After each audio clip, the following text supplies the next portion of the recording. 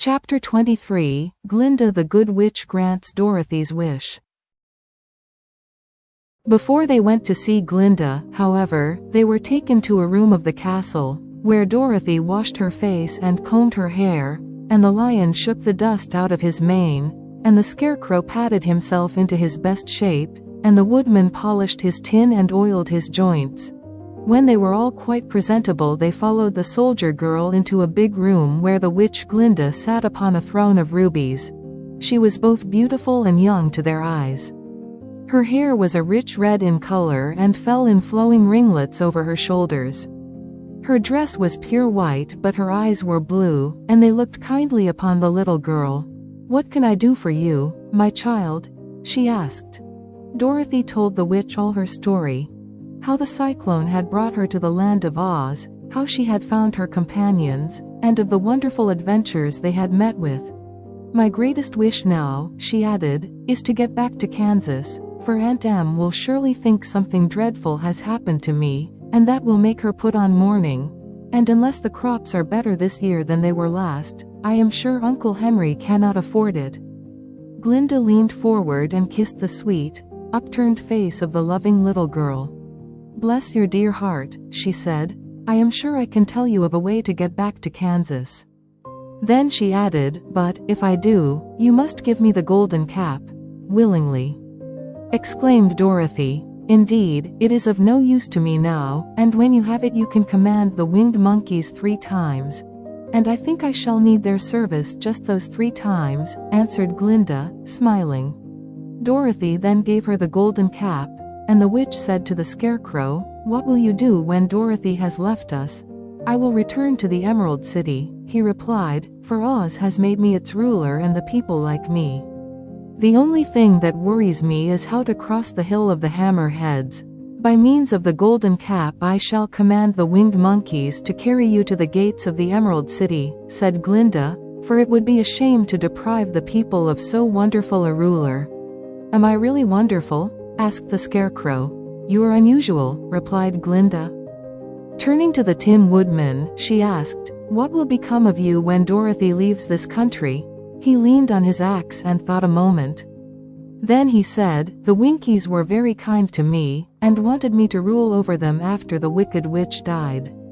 I am fond of the Winkies, and if I could get back again to the country of the West, I should like nothing better than to rule over them forever.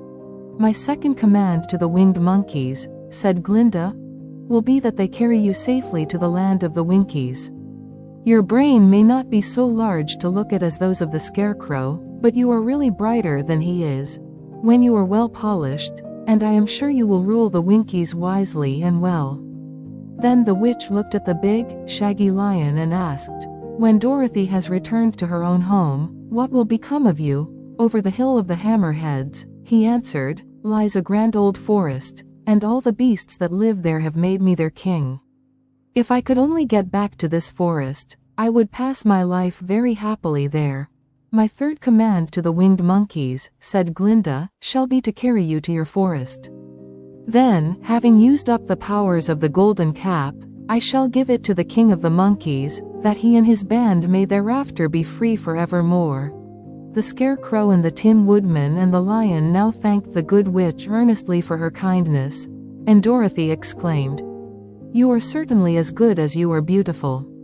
But you have not yet told me how to get back to Kansas." "Your silver shoes will carry you over the desert," replied Glinda. "If you had known their power you could have gone back to your Aunt Em the very first day you came to this country. But then I should not have had my wonderful brains," cried the scarecrow. "I might have passed my whole life in the farmer's cornfield, and I should not have had my lovely heart," said the Tin Woodman. "I might have stood and rusted in the forest till the end of the world, and I should have lived a coward forever," declared the lion, "and no beast in all the forest would have had a good word to say to me." "This is all true," said Dorothy, "and I am glad I was of use to these good friends. But now that each of them has had what he most desired, and each is happy in having a kingdom to rule besides, I think I should like to go back to Kansas. The silver shoes," said the good witch, "have wonderful powers." And one of the most curious things about them is that they can carry you to any place in the world in 3 steps, and each step will be made in the wink of an eye. All you have to do is to knock the heels together 3 times and command the shoes to carry you wherever you wish to go. If that is so, said the child joyfully, I will ask them to carry me back to Kansas at once.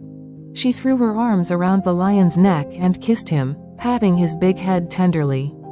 Then she kissed the Tin Woodman, who was weeping in a way most dangerous to his joints. But she hugged the soft, stuffed body of the Scarecrow in her arms instead of kissing his painted face, and found she was crying herself at this sorrowful parting from her loving comrades. Glinda the Good stepped down from her ruby throne to give the little girl a goodbye kiss, and Dorothy thanked her for all the kindness she had shown to her friends and herself. Dorothy now took Toto up solemnly in her arms, and having said one last goodbye, she clapped the heels of her shoes together 3 times, saying, Take me home to Aunt Em. Instantly she was whirling through the air, so swiftly that all she could see or feel was the wind whistling past her ears. The silver shoes took but 3 steps, and then she stopped so suddenly that she rolled over upon the grass several times before she knew where she was. At length, however, she sat up and looked about her. Good gracious, she cried. For she was sitting on the broad Kansas prairie, and just before her was the new farmhouse Uncle Henry built after the cyclone had carried away the old one. Uncle Henry was milking the cows in the barnyard, and Toto had jumped out of her arms and was running toward the barn, barking furiously. Dorothy stood up and found she was in her stocking feet. For the silver shoes had fallen off in her flight through the air, and were lost forever in the desert.